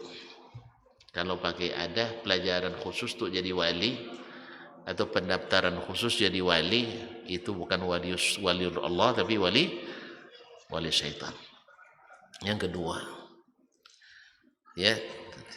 kedua, bahwasanya karamah itu bukan dari orangnya, tapi diberikan oleh Allah pada waktu dibutuhkan.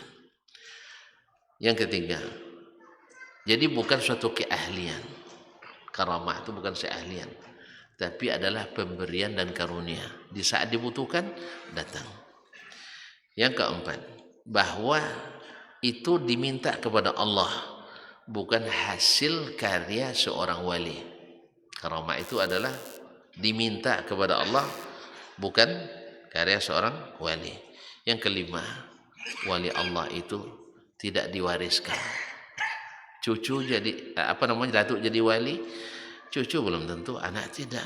Tergantung tadi kalau mereka mendekat dengan Allah SWT dengan kewajiban yang dia laksanakan, sunat-sunat yang dikerjakan, lalu Allah SWT menilai dia orang yang layak untuk dimuliakan dengan karamahnya, tetapi tidak diwariskan. Jadi tidak ada istilah asal mbahnya kiai, anaknya cucunya jadi gus, langsung tidak.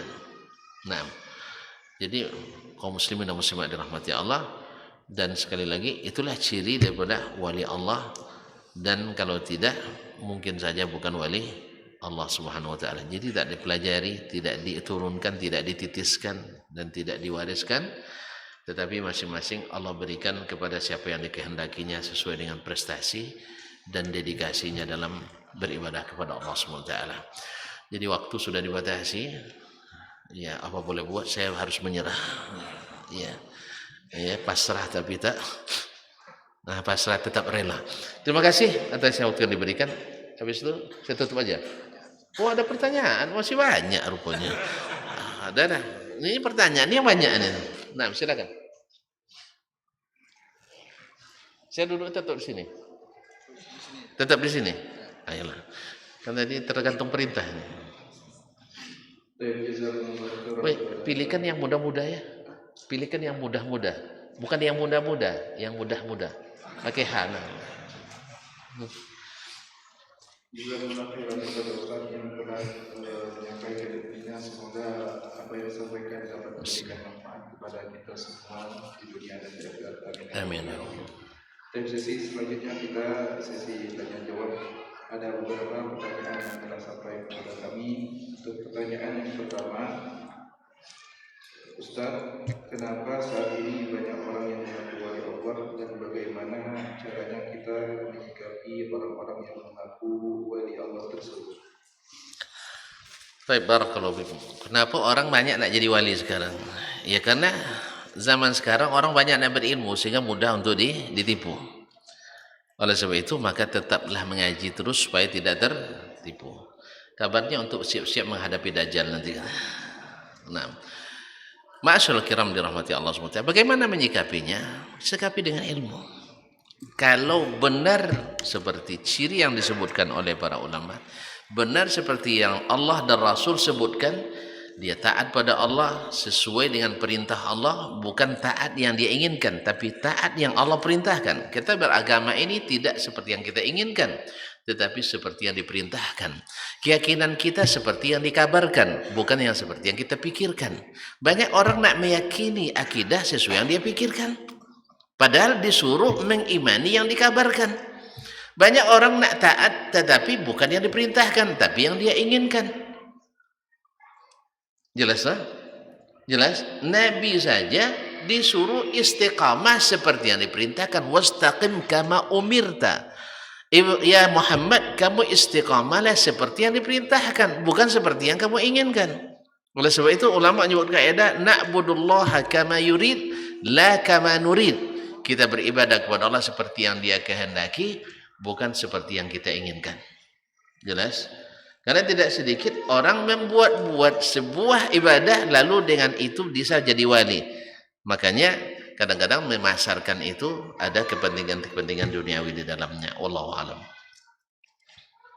Untuk pertanyaan yang kedua, apakah boleh menentukan orang tertentu sebagai wali Allah karena kesolehan dan ketakwaannya, baik yang masih hidup atau sudah meninggal dunia, seperti jika saya mengatakan ulama fulan adalah wali Allah? Barakallahu fik. Kalau timbangannya benar, ya kita katakan dia wali. Timbangannya benar. Apa timbangannya? Imam Syafi'i rahimahullah mengatakan, andainya saya lihat dia bisa terbang di udara atau berjalan di atas air tidak basah, atau pas hujan tidak kena air, bagi saya itu tidak wali sampai saya lihat bagaimana dia menyikapi sunnah Nabi SAW. Makanya wali itu mengikuti sunnah Nabi SAW. Kalau tidak, maka belum dianggap sebagai wali, seperti kata Imam Asy-Syafi'i rahimahullah. Nah, sunnah di sini kaum muslimin yang menentukannya bukan kita orang-orang yang tidak berilmu, para ulama, sebab ada yang dipahami secara tekstual istidlal nassan, ada yang istinbat yang sah secara hukum syar'i. Oleh sebab itu, karena kan kita tidak memahami semua hukum yang terkandung dalam sebuah nas, maka yang menghukum bukan semua orang, tapi adalah ulama yang Allah berikan otoritas ilmu yang cukup untuk memberikan penilaian. Masa antum tidak pandai bahasa Arab tiba-tiba mengatakan Ustaz Dasman paling pandai bahasa Arab se-Indonesia? Ya, yang nilai siapa? Yang tidak pandai bahasa Arab. Jelas? Oleh sebab itu menilai seorang itu wali atau tidak wali, antum harus lulus dulu jadi wali dulu. Apa itu? Dengan perintah yang wajib dikerjakan, diikuti yang sunat, bukan mengerjakan yang tidak disuruh, meninggalkan yang diwajibkan. Jelas? Oleh sebab itu menilai seorang itu wali atau tidak wali, antum harus lulus dulu jadi wali dulu. Apa itu? Dengan perintah yang wajib dikerjakan, diikuti yang sunat, bukan mengerjakan yang tidak disuruh, meninggalkan yang diwajibkan. Jelas? Oleh sebab itu menilai seorang itu wali atau tidak wali, antum harus lulus dulu jadi suruh. Kan orang kita ini mantap juga seperti kata yang khusus ini, lain yang diperintahkan, lain yang dikerjakan.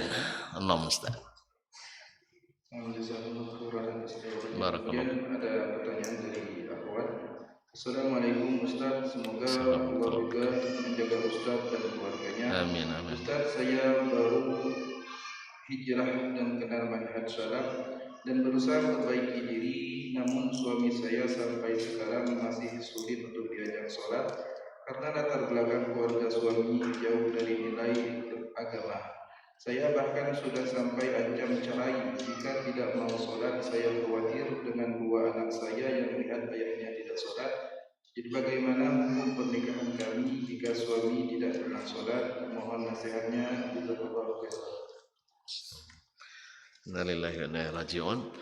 Pertama saya doakan juga semoga ukhti yang bertanya Allah jaga dengan perlindungannya dan juga berikan hidayah kepada keluarganya. Memang sebelum kita mengaji banyak yang tidak kita ketahui, khususnya dalam masalah pernikahan ini. Ya kita dulu menikah dalam kondisi ya karena sudah dianggap mapan, umur dah cukup, piti dah ada, duit dah ada, kan itu aja. Bahkan tidak sedikit menikah ngucap syahadatin aja tidak tepat. Nah, ini coba tanya tuan-tuan kawan-kawan yang di KUA, banyak anak kita yang tidak pandai bersyahadat saja. Kalau sudah bersyahadat tidak pandai, pastikan dia tidak pandai sholat. Karena dengan pandai sholat, syahadat akan lancar. Ini baca syahadat aja lama dia pelatihan P4 apa istilahnya? Yang mau nikah sudah lama tidak nikah nih. Yang akan yang baru menikah ada pelatihan dulu apa namanya? Di KUA tuh. Tidak tahu juga tuan-tuan. Lah tidak ada yang nikah ya Allah. Tidak ada pernikahan di sini nampaknya lagi. Kaum muslimin muslimat. Jadi banyak yang tidak bisa bersyahadat. Coba bayangkan. Makanya akhirnya dulu saya kan merasa heran kok banyak KUA itu penyuluh itu sebelum melaksanakan akad membimbing dulu baik wali maupun calon suami untuk bersyahadat. Iya, asyhadu an la ilaha illallah diikuti ya. Kan itu astaghfirullahalazim allazi la ilaha illallahul hayyul qayyum wa atubu ilaih. Secara fikih ini kan tidak ada nih. Tidak ada aturan-aturan ini secara fikih. Masa orang Islam disuruh lagi bersyahadat, suruh istighfar. Akhirnya saya pikir-pikir ada betulnya juga, khususnya di negeri ini. Sebab banyak di antara wali itu yang tidak salat. Kan wali ada yang tidak salat. Di kita ni wali kan yang tidak salat, dianggap keramat karena tidak salat. Apa sebab? Dia sudah dapat perintah dari Allah tidak perlu salat. Tidak, banyak orang tidak salat di kita, baik wali nikahnya maupun yang akan menikah.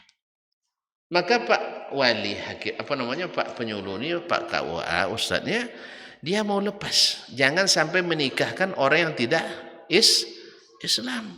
Maka disuruh lagi bersyahadat. Allahu a'lam, mungkin itu cara pandang beliau itu. Akhirnya saya pun mengatakan kalau gitu ya lah. Jelas banyak yang fasik sehingga kalau dia bertobat waktu itu hilang kefasikannya. Jadi kalau seandainya dia dihukum tidak sholat selama ini, dihukum tidak Islam, dengan syahadat kembali dia Islam. Allahu a'lam. Jadi secara tidak langsung Pak KUA nampaknya juga menghukum yang tidak sholat. Hah? Iya kan? Siapa yang paling terakhir menikah? Coba tunjuk tangan, tidak ada. Ya pasti ada disuruh asyhadu an la ilaha illallah wa asyhadu anna muhammadar rasulullah. Oleh sebab itu tidak sholat kaum muslimin dan muslimat ini bahaya besar. Maka kita sama-sama kita doakan mudah-mudahan suami saudari kita ibu yang bertanya ini Allah condongkan hatinya untuk mengaji. Ya untuk mengaji. Sebab terancam pula sama istri tadi itu. Ya. Kaum muslimin dan muslimat memang bahaya seorang suami yang tidak sholat, padahal dia harus memegang kendali bahtera rumah tangga. Kalau dia tidak pandai mengendalikan, tidak tahu di mana di mana batu karang, alamat kapal akan tenggelam. Dan sholat adalah sebesar-besar penyelamat. Nah, di sini dia kena, takut kapalnya akan tenggelam. Oleh sebab itu, maka kita sama-sama doakan mudah-mudahan bapak ini, suami saudari kita ini segera bertobat kepada Allah Subhanahu wa taala.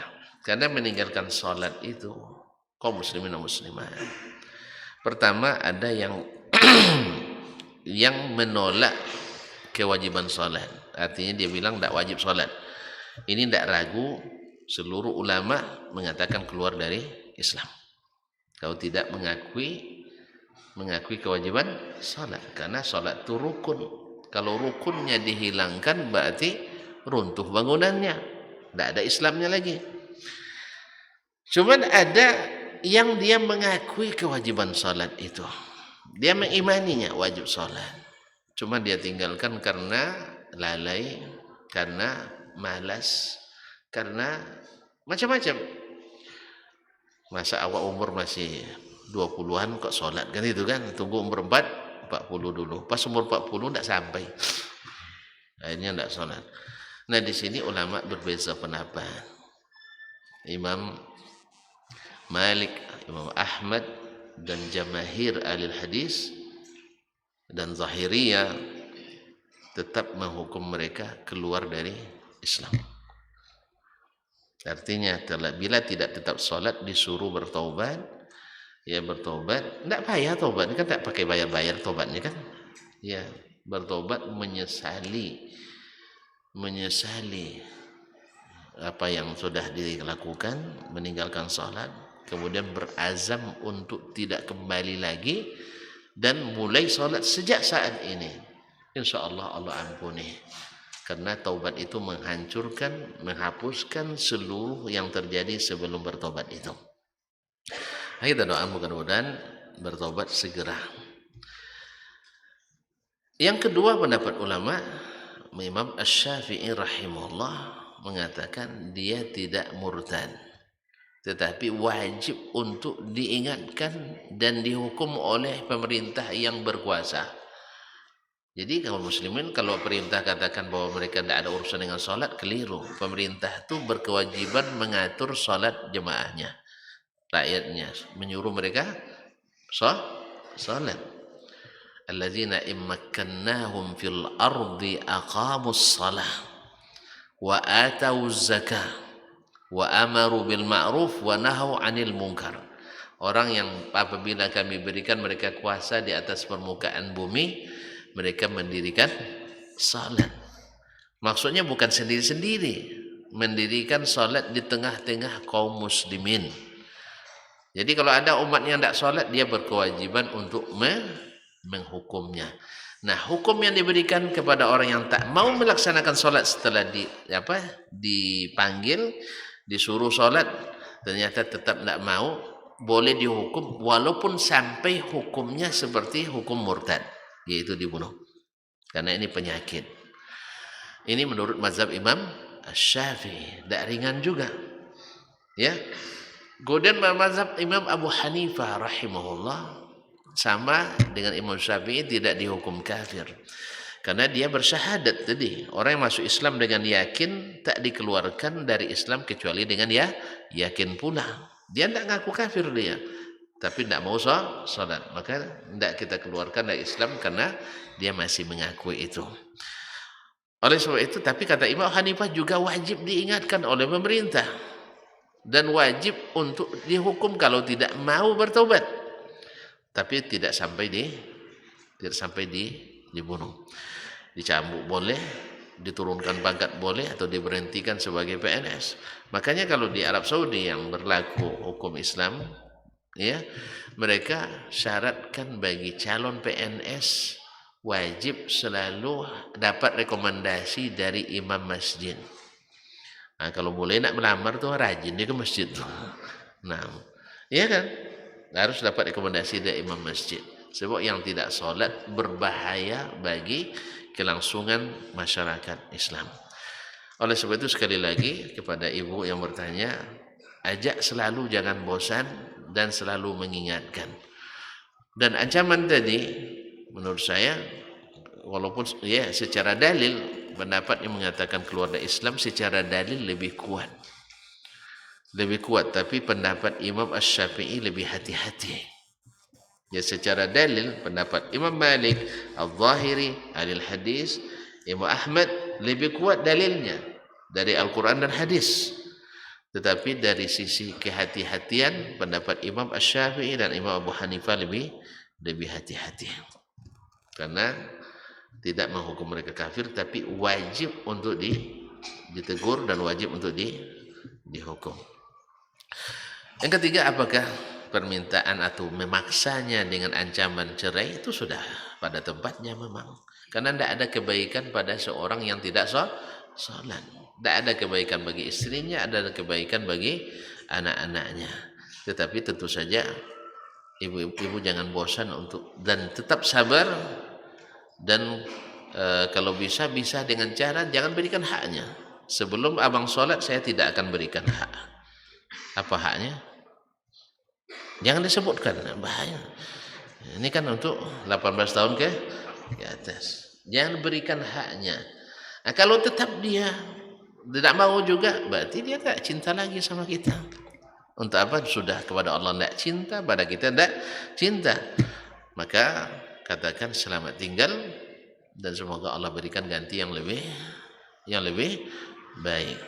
Tapi dalam tahap ini bersabar, berdoa, mohon kepada Allah SWT berikan hidayah. Ya, sabar tak ada batasnya lah. Sabar tidak ada batasnya. Tapi harus disegerakan masalah ini penyelesaiannya. Wallahu taala alam. Jazakumullah khairan atas jawabannya. Pertanyaan selanjutnya. Assalamualaikum warahmatullahi wabarakatuh. Waalaikumsalam warahmatullahi wabarakatuh. Apakah kita menyumbang melalui jasa bank termasuk riba? Menyumbang dalam bentuk apa misalnya? Tidak ada jalan kecuali jalan itu dan kita tidak melakukan transaksi riba, insya Allah tidak riba. Tapi kalau ada transaksi riba di dalamnya, ya seperti jadi akad satu dalam dua akad misalnya, tidak boleh. Atau misalnya tapi karena ini kan lewat saja ya, sifat hanya lewat, insya Allah tidak termasuk riba. Tapi kalau ada solusi bank syariah, kenapa melalui bank konvensional? Karena kita juga harus menyegerakan untuk menuntaskan, jangan sampai ada lagi bank konvensional. Karena dengan bank riba itu tak akan maju ekonomi, tidak ada barokahnya, banyak tapi tak nampak. Kita kan kaya raya kita. Kalau jujur kita, mana yang lebih kaya kita dari negara-negara Arab tuh? Mana yang lebih kaya? Kaya kita. Mereka untuk menanam perlu biaya untuk mengangkutkan air. Ya kan? Untuk mandi perlu biaya untuk menyuling air. Kalau kita mandi berceburin langsung semuanya. Ya tak? Semuanya. Di atas minyak, di bawah minyak. Di atas minyak sawit, di bawah minyak tanah, minyak bumi. Kemudian emas berapa banyaknya, cuma tidak barokah. Apa sebab? Kita utangnya berbunga, sehingga yang diansur bunganya terus, batang tak pernah teransur. Kalau sebab itu menyelamatkan negeri ini dari kungkungan riba itu adalah syarat untuk keberkahan negeri. Wallahu a'lam. Satu lagi yang untuk pertanyaan terakhir. Assalamualaikum warahmatullahi wabarakatuh. Waalaikumsalam warahmatullahi wabarakatuh. Kita sudah belajar ngaji sunnah tapi belum melaksanakannya. 5 waktu sholat juga bolong-bolong, kadang sering maksiat, sudah tahu haram masih dilakukan, padahal ganti-gantian tiap pekan. Apakah ini futur atau hilangnya hidayah atau hati yang keras? Bagaimana caranya agar iman kokoh selain berdoa? Barakallahu fik. Iman memang fluktuatif, naik dan turun. Nah, kalau antum tahu itu, ya di saat kita kurang, tentu kita perlu dicas. Dan tempat casnya adalah majelis-majelis ilmu, berteman dengan yang membawa kita taat.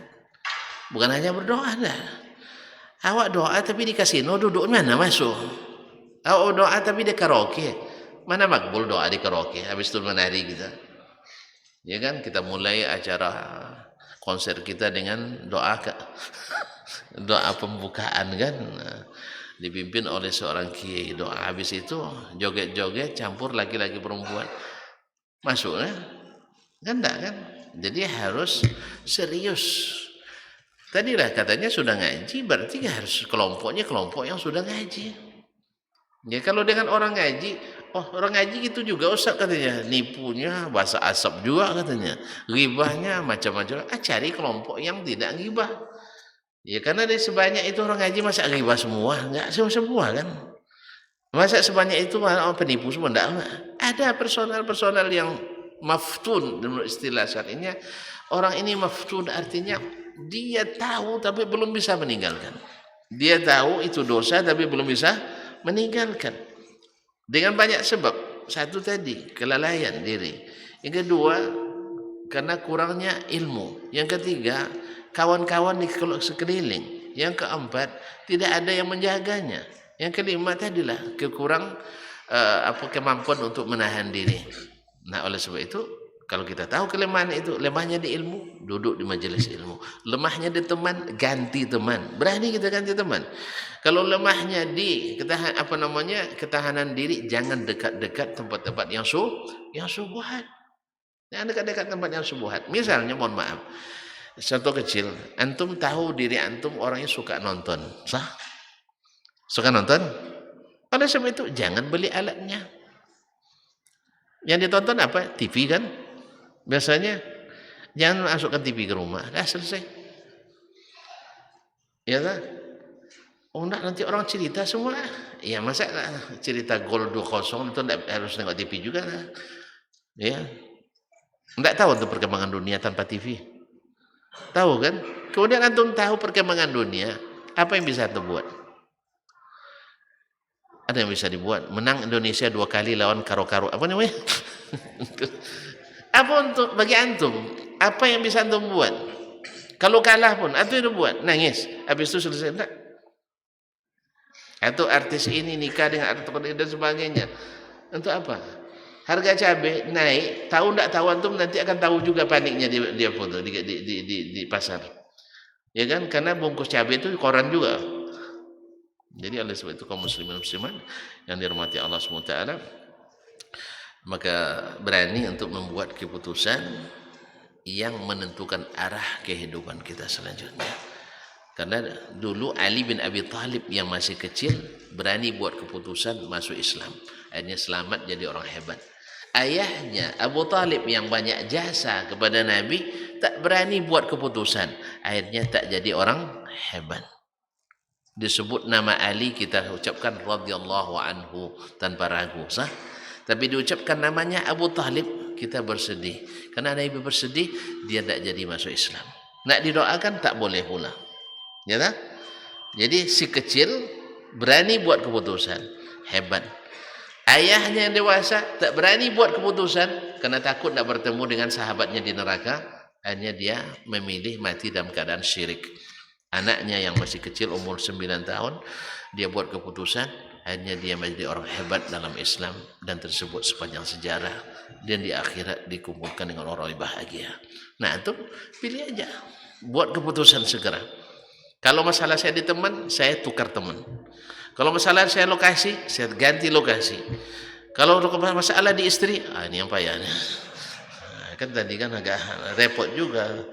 Ini kan teman hidup, apalagi soal masalah di suami.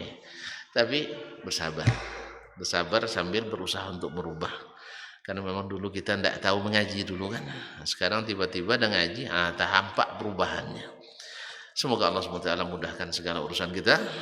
Allah salehkan amal kita, ikhlaskan niat kita, dan kuatkan jemaah kita, dan heratkan ukhuwah di antara kita, dan cinta kita kepada kaum muslimin secara umum semakin Semakin berat cinta kita sehingga kita ingin yang kita dapatkan mereka juga dapatkan.